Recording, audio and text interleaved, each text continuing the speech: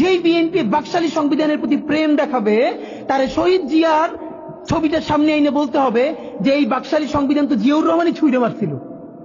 বেগম জিয়া বলেছেন এই সংবিধানকে ছুঁড়ে ফেলা হবে। এখন বেগম জিয়ার চেয়েও নতুন বিএনপি আসছে, বেশি প্রেমের বিএনপি। যেই শহীদ প্রেসিডেন্ট জিয়াউর রহমান ইসলামোফোবিক জায়গা থেকে বাংলাদেশের মুসলমান, বাঙালি মুসলমান সব আইডিয়াকে ধারণ করে বাংলাদেশের জাতীয়তাবাদ তৈরি করলেন। এখন একটা নতুন বিএনপি গজাচ্ছে, কেউ চেষ্টা করতেছে পুরো বিএনপিটাকে একটা ইসলামোফোবিক বিএনপি করা। এ কি ভাই?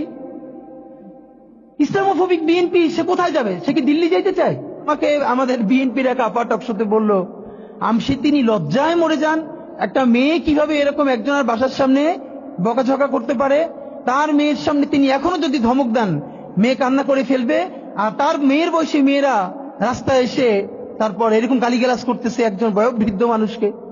মানে মনে চায় কি, মাঝে মধ্যে মনে চায় আপনি কিছুই বলবেন না, চক্ষু বন্ধ করে থাকবেন। মানে আমি উঠে বলবো করে যে আপনার এই মেয়ে ঠিকই তো আছে, ও তো জুলাইতে রাস্তায় নামে নাই।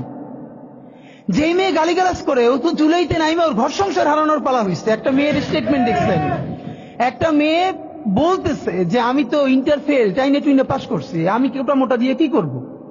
কি ভীষণ সত্য উচ্চারণ, বলতেছে এই কোটা দিয়ে আমি কি করব? আমি তো টাইনে টুইনে ইন্টার পাস করছি, আমি ফেল করছি, আমার কয়দিন পর বিয়ে হয়ে যাবে। কিন্তু আমার ভাইয়ের রক্ত দেখে আমি জানতে পারি না, আমি রাজপথে নাইমে আসছি। তা আপনারা রাজনীতিবিদরা যারা এই কথা বলেন না, আপনাদের বাচ্চারা ও লেভেল এ লেভেল পড়ে, এরপরে বিদেশ চলে যায়। যে কয়দিন ক্ষমতায় থাকেন দেশে এসে ঘুরে ফিরে আবারও বিদেশ চলে যায়। তা আপনার বাচ্চা তো